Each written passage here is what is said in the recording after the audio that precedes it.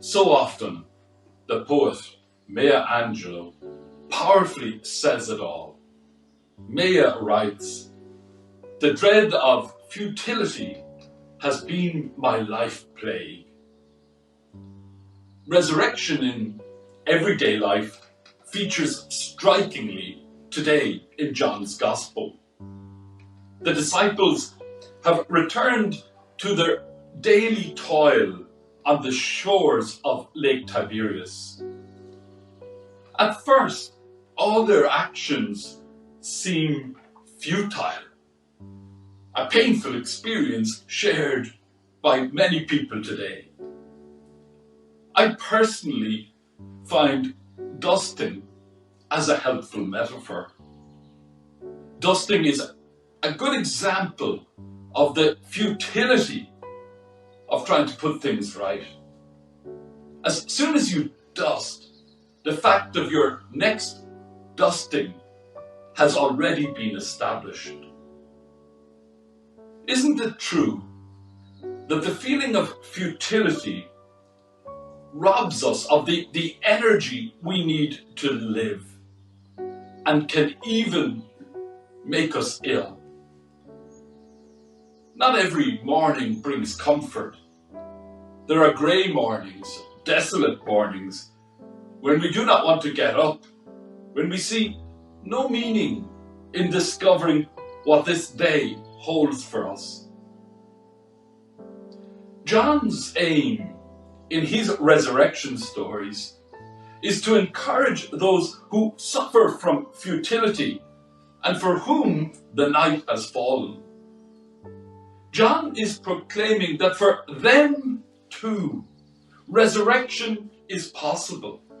They will one day gather in nets full of fish.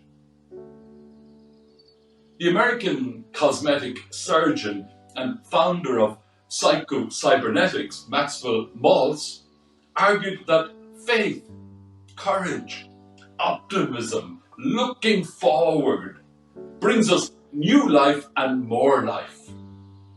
Futility, frustration, living in the past are not only characteristic of old age, they contribute to it.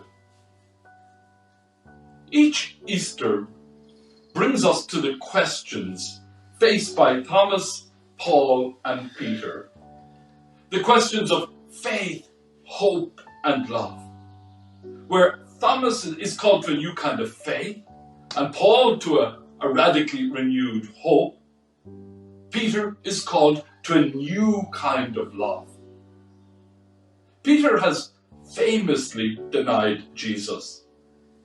He has chosen to live within the normal world, where the tyrants win in the end, and where it's better to disassociate yourself from people who get on the wrong side of them. But now with Easter, Peter is called to live in a new and different world. Simon, son of John, says Jesus, "Do you love me?" There's a whole world in that question. A world of personal invitation and challenge. Of the remaking of a human being after disloyalty and disaster. John 21 is one of the most moving and profound chapters in the whole Bible. There is a new commission. The disciples go fishing but catch nothing. Jesus then helps them to an enormous catch, but proceeds to commission Peter to be a shepherd rather than a fisherman.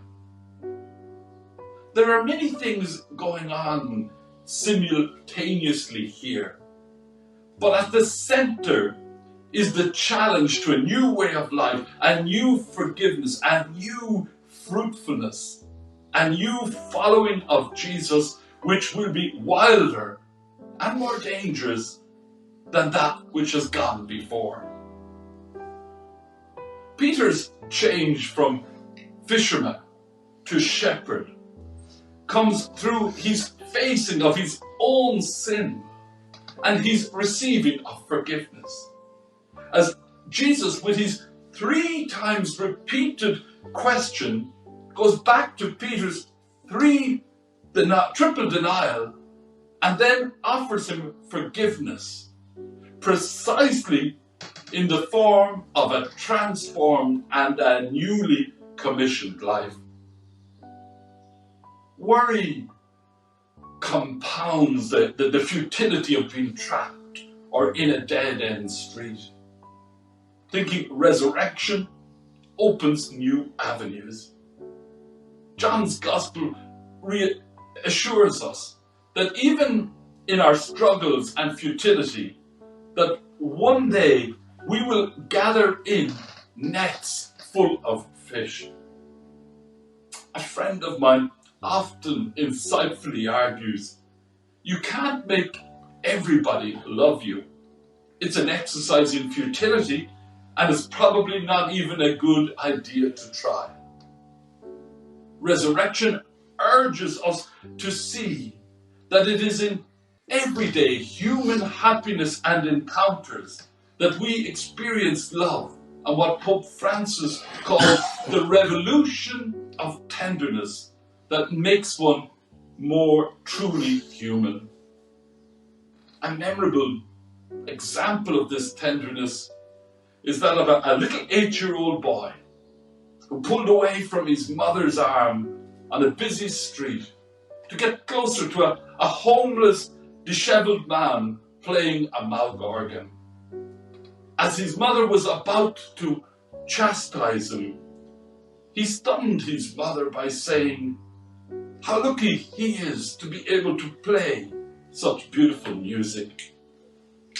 Resurrection is a new commission to live differently by creating a mystical community capable of seeing the sacred grandeur of God in every human being